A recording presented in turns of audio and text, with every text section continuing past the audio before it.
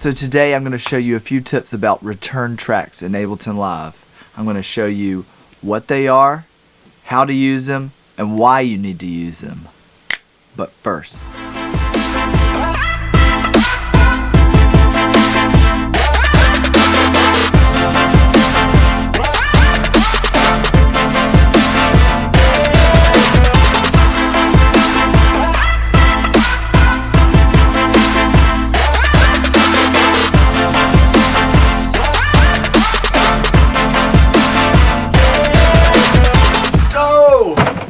so, this weekend is going to be so much fun.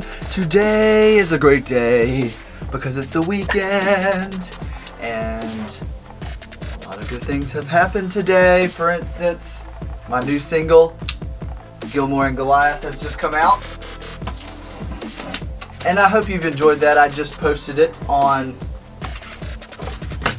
YouTube today. If you're watching this video a lot later, then you can just go check out my discography. I have everything in the playlist. That way you can listen, have fun. You can listen, check it out. But we've got a very busy weekend.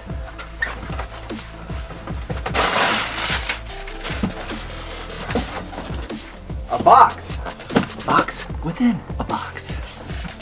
I'm just really hoping that it does not rain this weekend, but if it does, that's okay because I still have a lot of music stuff to get done. I'm trying to get an EP out to you by the end of February, and yes, I've got another busy weekend because I'm going to be making some tutorial videos, some producer tutorial videos in Ableton Live. So if there is something that you would like to see, please put it in the comments below. Somebody commented that they wanted to see me do a tutorial on how to do a build-up in an EDM song, and I would be happy to do that. So if you would like something specific, if you want to know something specific about Ableton Live, about EDM production, about how to produce something, how to make a sound, how to DJ, how to do something as a DJ, then let me know and I'll do a video for you. And I'll give you a shout out too. How about that? Yes!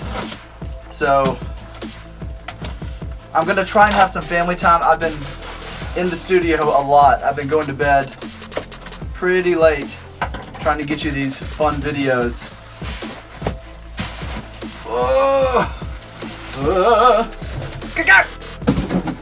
Whoa. Here it is. What do you think this is? Huh? One thing about buying gear, whether it's music gear, whether it's camera gear, it's important to have a case to protect the gear but also look inconspicuous. What do you think fits in there? Can you guess? You've been watching these videos, you probably know. A drone. A drone goes in this backpack. So when you have, I watched several YouTube videos and they all say if you're flying a drone or if you're going somewhere to fly a drone, you don't want to be, hey, I'm flying a drone, everybody look at me. You want to be very inconspicuous. So that is why I got this black backpack off of Amazon. I'll put a link in the description if you're a droner. If you are a droner, then tell me in the comments what drone you use and why. So I'm excited. I'm very excited. This is going to be so much fun. So just pray right now that there is no rain this weekend. Come on, let's go.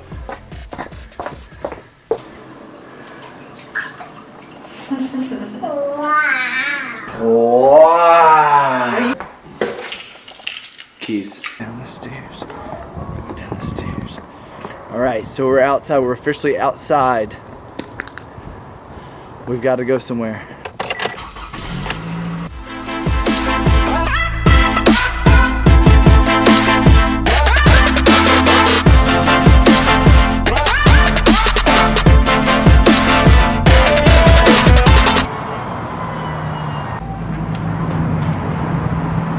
This right here, this.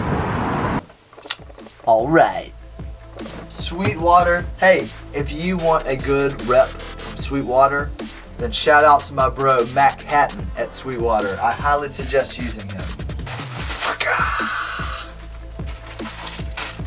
Here it is, folks. Candy. Not really.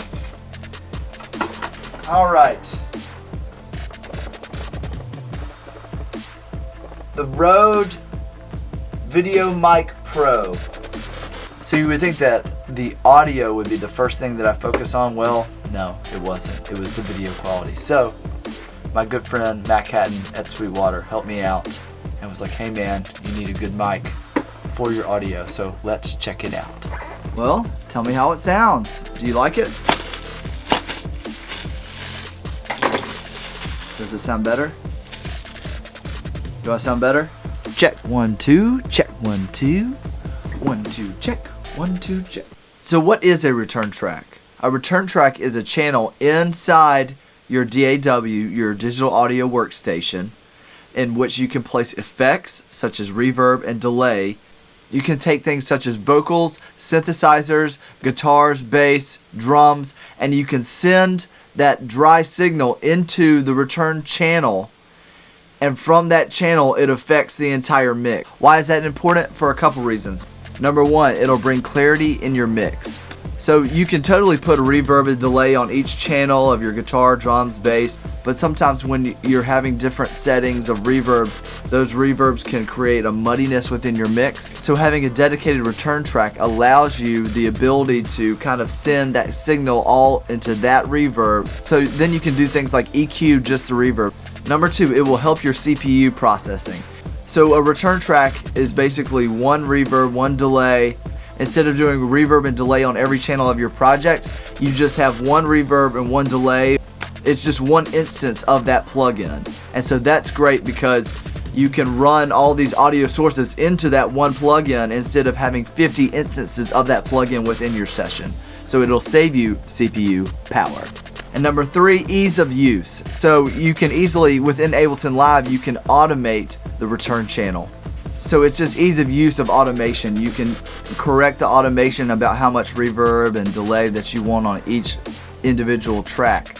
And so then you can automate that to where you can swell it up, or for a vocal part, if they're wanting to end a phrase, maybe you put a little delay, maybe you ramp up the delay for that very end of the phrase, and maybe the delay stays down here, but then for the end of the phrase you kind of bring it up in the mix. You can do that really easily because you can see the automation and they're already set. You can work quicker. So here is how you create a return track. What you're going to do is you're going to go into Ableton Live, and then you're going to hit create, and then you're going to insert return track, and bam, it's going to come up right down here. As you can see, I already have several return tracks. So then what I'm going to do is I'm going to go over here to some plugins, and I'm going to put in a reverb. Let's do this room reverb. Okay, and now we're just going to set our decay time. So like I said previously, I'm just going to add an EQ8, and I'm just going to scoop out some of that low end just to kind of keep it nice and tight, and I'm going to add a compressor just to kind of bring that signal together, and if I wanted to bring it up in the mix, it's easier to do like that. So now you have a nice tight compressed reverb channel. So if I wanted to send, so I have a drum here,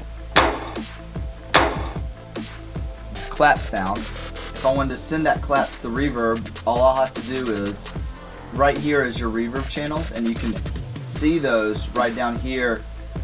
You can enable being able to see your sends and returns, and then right here on each channel you're going to see these little white boxes.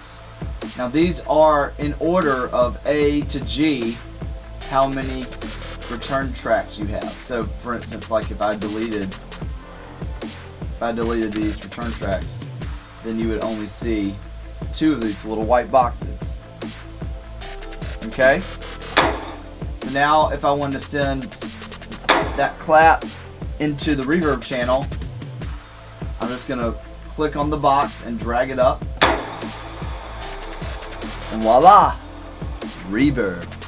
And then let's say like you have a bunch of drums or something running into the mix, and you wanted to change the reverb. Instead of having reverb on every single channel like I was saying, all you have to do is go in there and then turn down that decay time or mess with any of the other settings, and then click back into your project, and bam, already done. So I hope you enjoyed my quick Ableton tip. Let me know in the comments below if you want to know something new about Ableton Live.